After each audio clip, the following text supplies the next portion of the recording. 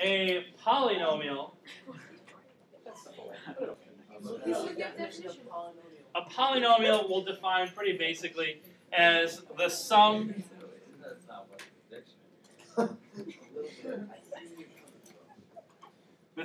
of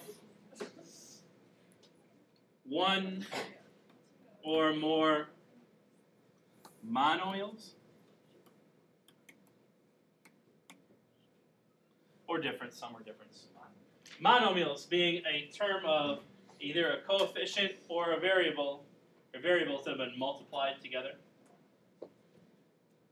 And for polynomial functions, we're going to restrict the exponents that could possibly go along with our variables. Specifically, with, we'll say, not just integer, with positive, come on, pen, with positive integer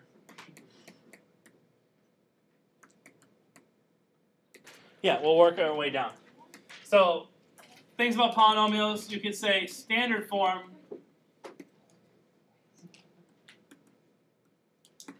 Standard form, we're going to write the terms in a specific order. We're going to write them in order. The terms in order from highest to lowest degree. Degree being the value of, if there's only one variable, the value of that exponent. Or if there's multiple variables, we'll add all the exponents together of the variables. The terms in order from highest to lowest degree. So let's look at a few of these. First of all, let's decide whether the function is a polynomial function. So for each of these four functions, f of x, g of x, h of x, and the second f of x here. First of all, let's decide if each of them is a polynomial function as we've defined. Do they all have terms where each of the variables have positive integer exponents? No. First one. No. X is to a fraction power. That's nothing. This is not an exponent. Or sorry, not polynomial. Second one, is g of x a polynomial? Yes. Yes. Third one, is h of x a polynomial? No. Is h of x a polynomial? Some are saying yes, some are saying no. Yes. Yes. That's a yes. It's a yes. No, because of the -2 as an exponent of the x in the middle term. Louis? Well, couldn't you, because it's a... Good question. Finally, is the second f of x a polynomial? Yes. Yeah, all the powers of x are positive integers. That's fine. Okay. Part 2. If it is, so for these two that are, we're going to write it in standard form, and then we'll talk about the degree. We'll give it a quick type, and then we'll state what's called the leading coefficient. This is kind of an important thing. So first of all, let's write them in standard form. So highest exponent, largest term would be this guy first for g of x, -8x to the 5th. Next highest exponent is the x to the 4th. Next highest, 4x squared. And this square root of 10 doesn't even have an exponent, so that'll go last. We can call that like x to the 0 power.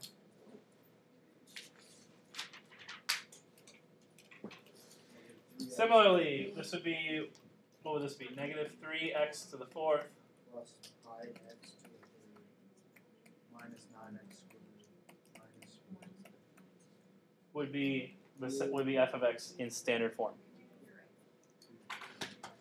The degree of our polynomial is whatever the degree of the leading term is.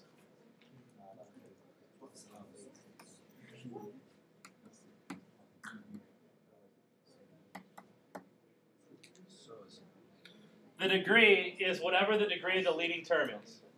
So in our first one, here's our leading term. The degree of our leading term is given by the exponent associated with the variable, or variables. The degree of our first polynomial is the degree of the leading term. In this case, it's an x to the 5th power, so our degree is simply 5, or a 5th degree polynomial.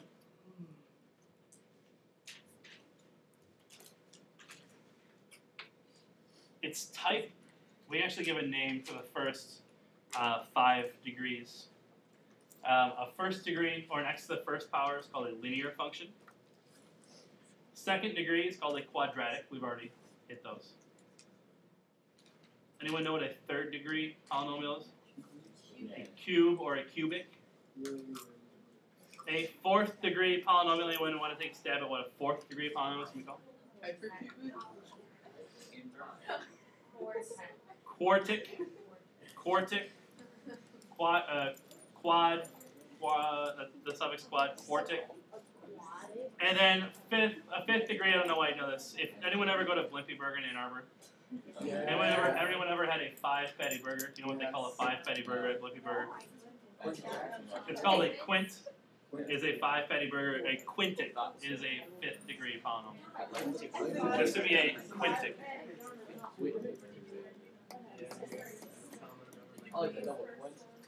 Yeah. It's to be a quintic. It's a 5th degree. And let's see, leading coefficient. If you've written your polynomial in standard form, the leading coefficient is the coefficient that leads the polynomial, or the first coefficient that's written. So the leading coefficient of g of x here, the leading coefficient is -8. Okay. Our f of x, the degree should be 4. A 4th degree is called a quartic. We need to know that. You're probably going to want to know it, yeah. And the leading coefficient in this case should be -3. One way to evaluate polynomials is to use direct substitution, which is fine. If x is 2, then you can figure out that f of 2, or this function evaluated at 2, is -3 times 2 to the 3rd plus 2 squared minus 12 times 2 minus 5. And you can plug and chug and just roll with it. That's called direct substitution. Plug it in and get an answer. -3 times 8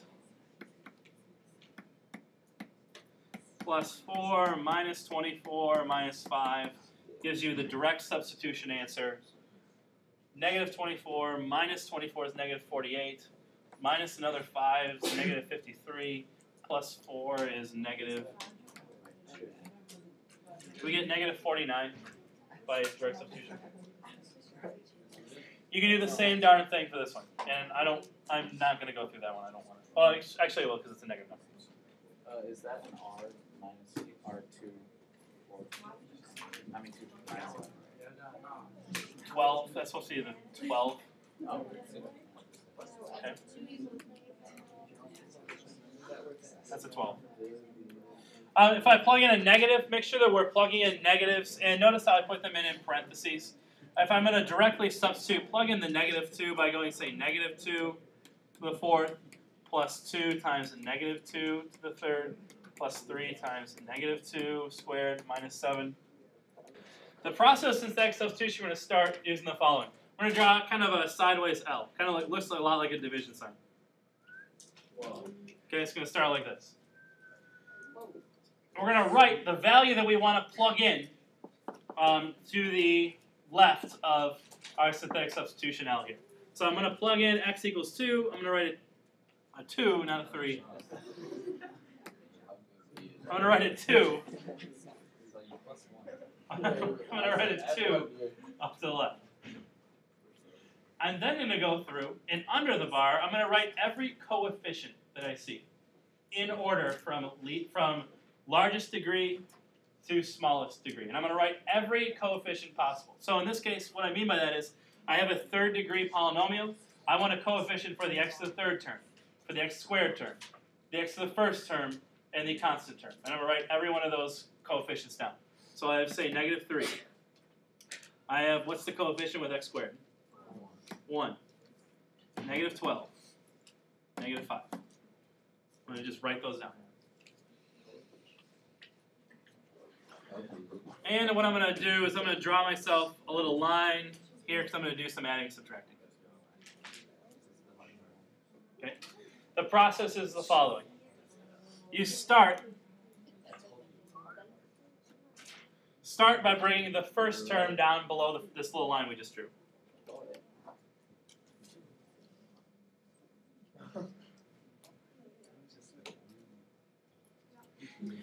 Now, next we're going to multiply whatever's below the line to whatever's in front. So whatever's below this line to what's in front. Negative 3 times 2 is negative 6. And we'll write that above. And I'm stacking that. Notice I'm stacking my next number underneath the second number I just wrote. Okay, so I'm going to stack them there.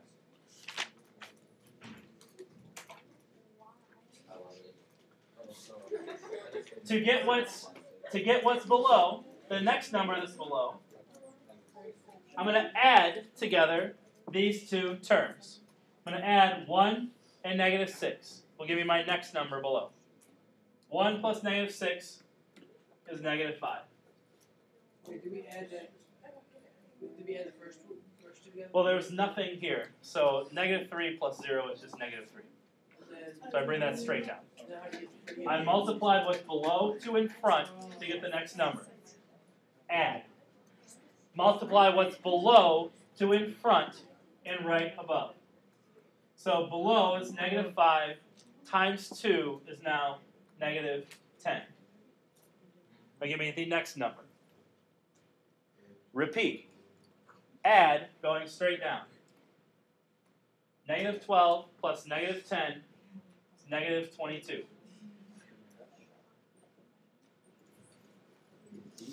Multiply what's below to what's in front.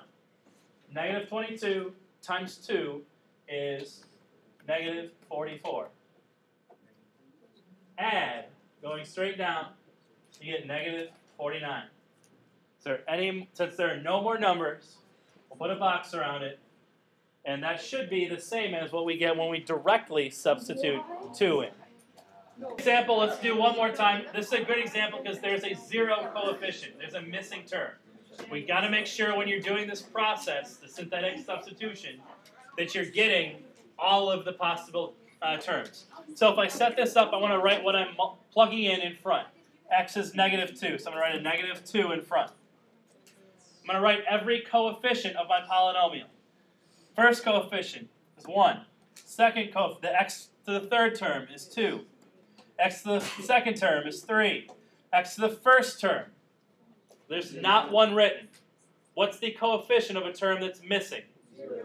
0. And the constant term is negative 7. You must have a term, you must have a coefficient for every power of x. Since we're missing a power of x, we're going to leave a placeholder of 0 for it. Otherwise, this process just don't work. Okay? Draw your little line. And let's bring the first term down. Multiply. Below to in front. Get a negative 2. Add. 2 plus negative 2 is 0. Multiply what's in front. Multiply what's in front to what's below to get here. Add. Going straight down. 3 plus 0 is 3. Multiply. Negative 6. 0 plus negative 6 is negative 6. Multiply. Negative 6 times negative 2 is 12. Add. Negative 7 plus 12. You have two possibilities for you have for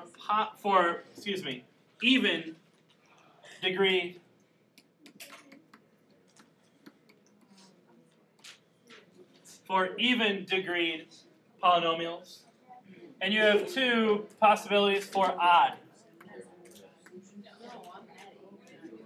degree polynomials.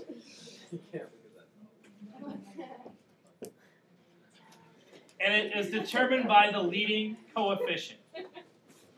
If the leading coefficient is positive,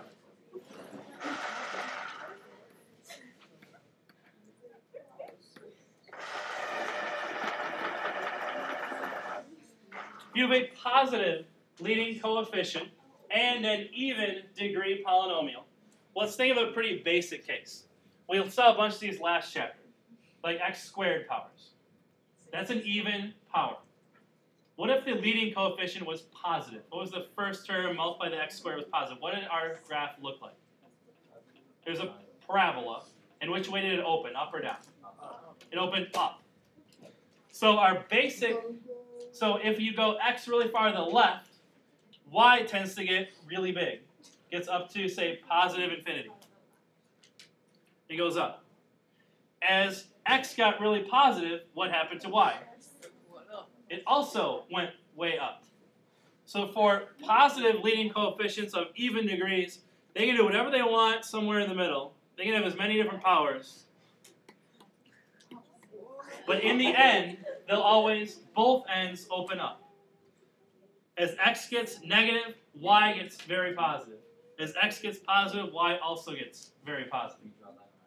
You can draw, if you don't want to draw this stuff, you can maybe draw a little bit. You could probably just do this instead. How about if you just go like 1, that could be a 4th degree. Sure. It can do whatever it wants in between, but in the end, when it approaches negative infinity or positive infinity, y gets big. Y goes upwards. Y goes up toward positive infinity. What happens if they're both going in different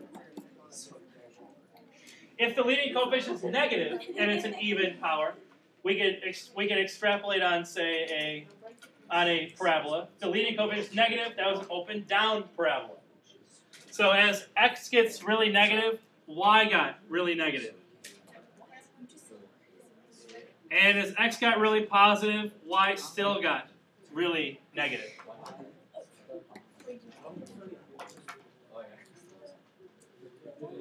The y's tend toward, both y's tend toward negative infinity as x gets really big. This would be a negative leading coefficient. Mr. Fisher, would it ever actually